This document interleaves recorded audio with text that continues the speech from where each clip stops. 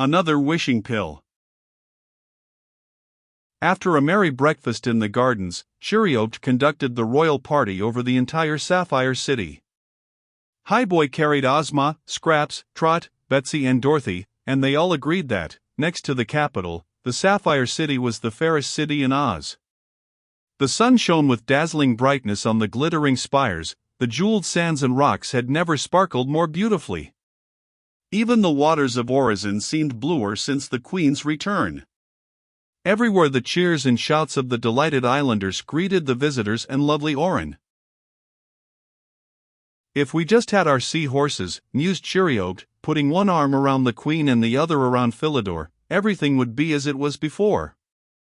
The old mareman who stood close by the king looked so unhappy at this remark that Ozma bade Highboy stop, and jumping down hurried over to the wizard.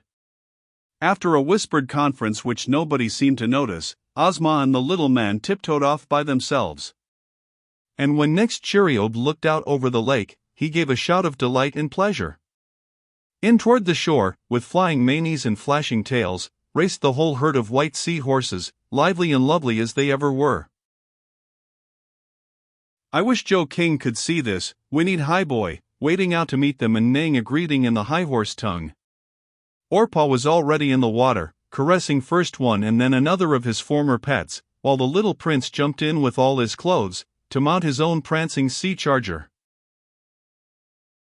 "How did you do it?" begged Cheeriobed, turning back to Ozma, who stood smiling at him from her perch on an opal rock. "Ask the wizard," replied the little fairy mysteriously, but when they all crowded curiously around the wizard he merely shook his head and muttered that restoring a herd of seahorses from a pile of bones was quite easy if you just knew how. And with this answer they were forced to be satisfied. Next the wizard, with another of his magic powders, moved the great figure of Quiberon to the mouth of his cave, where it stands to this day for all to see.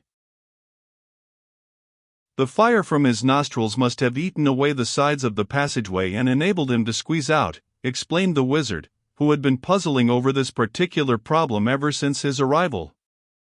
As this cleared up the last of the mysteries, Ozma and her courtiers now made ready to depart.